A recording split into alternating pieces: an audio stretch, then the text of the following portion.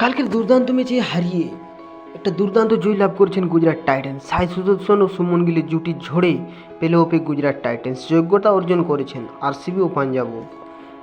গত কয়েক সপ্তাহে ভারতীয় ক্রিকেটের উপর দিয়ে বড় ঝড় বয়ে গিয়েছিল। ভারত পাক সংঘর্ষের পাশাপাশি খুব বড় একটা হয়তো আমরা জিনিস দেখতে পেয়েছিলাম। অল্প সময়ের মধ্যে টেস্ট ক্রিকেট থেকে আমাদের দুই মহাতারকা রোহিত শর্মা ও বিরাট কোহলি টেস্ট ক্রিকেট থেকে অবসর ঘোষণা করেছিলেন।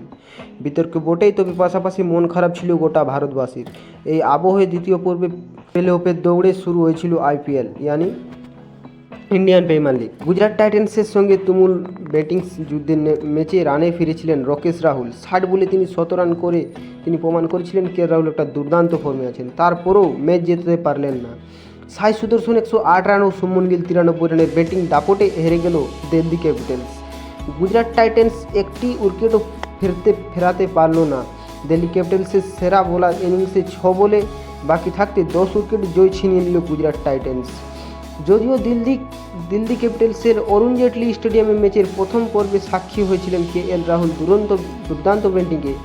এদিন 60 বলে 100 রান করেও 56 বলে 112 রান ইনিংস খেলেছিলেন। সাজানো ছিল সে ইনিংসে 14টি 4 ও 4টি ছক্কা। স্ট্রাইক রেট ছিল রাহুলের 172.29। সমস্যা হলো না, রাহুলের পাশে দাঁড়াতে পারল না দিল্লির কেউ। দলের অন্য কোনো ব্যাটিংয়ের রান এলো না তাদের কাছে। অভিষেক পড়লেন এমন অক্ষর প্যাটেল রান যথাক্রমে 30 এবং 25 করেছিলেন। ফলে 199 রানে থেমে যায় দিল্লি ক্যাপিটালসের দৌড়। সবচেয়ে বড় কথা হলো দ্বিতীয় পর্বে সিডির্স বোলারদের ছিল না।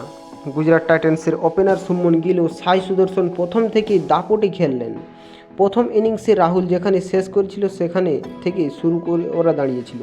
দিল্লি ক্যাপিটালসের কোনো বোলার মনে হয় না দক্ষহীন। আসলে শিশির গড়ায় বোলারদের কাজ করাটাও কঠিন হয়ে দাঁড়িয়েছিল। তাই মনে হচ্ছে সুমন গিল স্মৃতি খোটে না হয়।